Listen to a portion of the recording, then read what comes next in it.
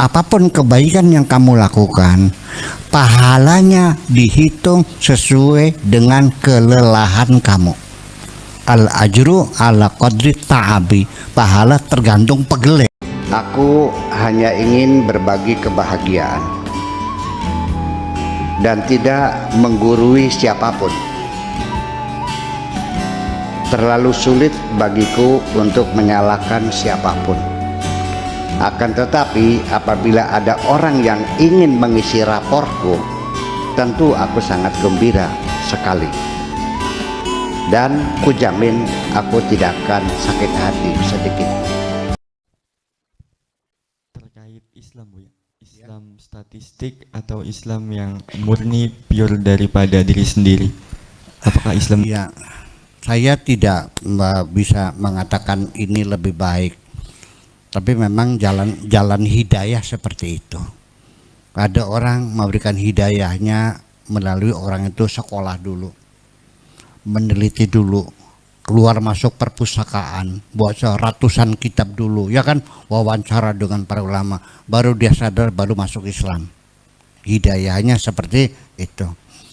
Ada lagi hidayahnya langsung dilahirkan di keluarga Muslim, ya sudah, di luar permintaan dia, sudah 6 tahun 7 tahun disunat gitu, dikasih bekakak ayam sama duit secepon kan gitu, udah Muslim. Terus kali bapaknya diajak ke masjid, ya saya juga Islam turunan, saya tidak pernah dulu mencari Islam, enggak kok, ujug-ujug udah Islam, malah saya digebukin kalau nggak sembahyang tuh. Ya hidayah seperti itu, jadi nggak ada masalah apapun hidayahnya. Hanya saja hidayah Allah ini begini, kalau seorang perempuan itu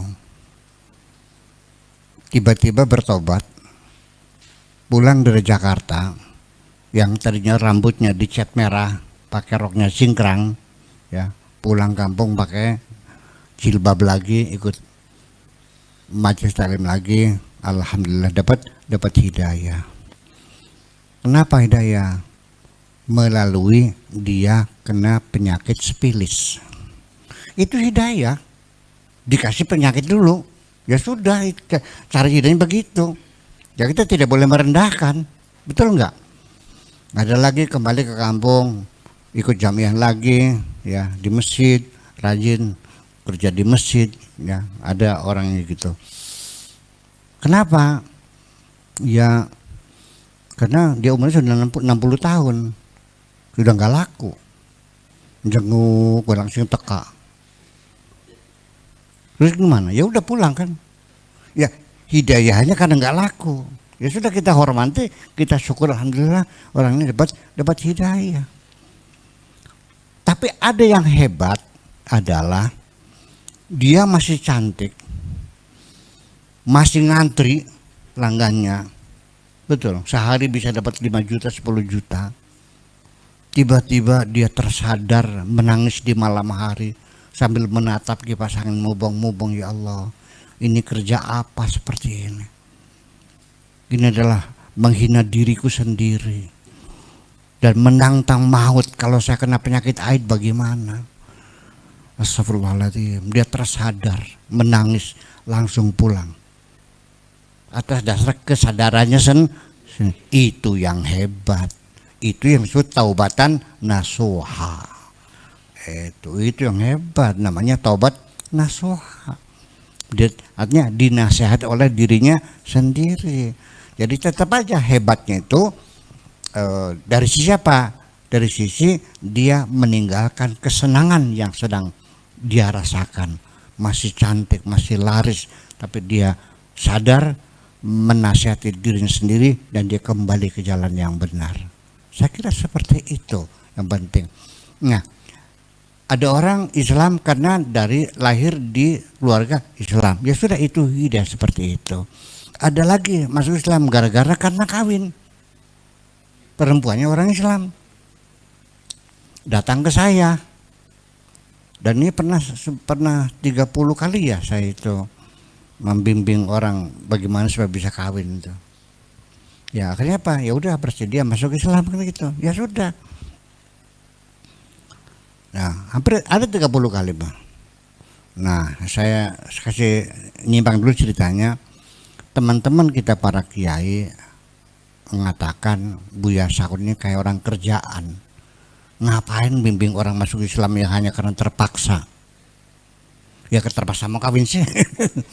Saya bilang urusannya apa? Yang orang masuk Islam ya boleh aja saya bimbing kok.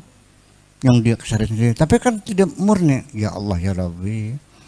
Nah itu. Mereka nggak sadar orang Mekah masuk Islam setelah Mekah ditaklukkan, betul nggak? Telah dikepung, nggak bisa lari, nggak bisa ngumpet kan? Nah, orang Mekah masuk Islam itu sukarela apa terpaksa? Oleh Nabi diakui nggak? Ya sudah selesai. Dia terpaksa sendiri, bukan saya yang maksa. Yang boleh itu kita tidak boleh memaksa. Kalau dia terpaksa ya boleh aja. Nah, itu bedanya kan gitu. Ya udah itu apa namanya hidayahnya dengan cara seperti itu. Nah, yang hebat apa? Nah, bukan dari sisi masuk Islamnya, tapi dia mencari agama yang sesuai dengan keyakinannya. Segala macam agama dipelajari semua. Akhirnya dia ketemu, ini yang benar. Itu kan bertahun-tahun berjerih payah. Jadi nanti akhirnya bahwa apapun kebaikan yang kamu lakukan, pahalanya dihitung sesuai dengan kelelahan kamu. Al ajru ala qadri ta'abi, pahala tergantung pegele. Saya sholat, buka keran, anak santri bawakan sejadah, kadang-kadang sendalnya juga di taruhan, enak banget kan? Airnya pakai keran, tinggal buka saja. Anduknya disiapin istri saya, sejadahnya di bawah santri saya. Nggak ada apa-apanya sini dibandingkan Bitarmi yang sholat. Dia harus ngangsu dulu, bawa ember, turun ke gunung buat wudhu, naik ke atas. Betul nggak? Ya, mukenanya masih basah. Bersuci cuma satu sih. Dengan jerih payahnya. Besar mana pahalanya Bitarmi dengan saya? Ya bisa Bitarmi dong. Karena dia dengan susah payah. Suami kamu kiai, soleh, pahala kamu sedikit. Kalau suami kamu orang jahat, tukang selingkuh, kamu kasih pahalanya gede. Jadi enaknya mana? Ya itu, saya nitip kucing, berapa biayanya nitip kucing? Kalau saya nitip macan berapa biayanya? Ya iya, makin susah makin mahal. Jadi al-ajru ala qadri ta'abi, orang yang bersusah payah mencari kebenaran dan dia ketemu, itulah keistimewaannya, dia akan diberi imbalan yang lebih besar. Makasih, gitu aja.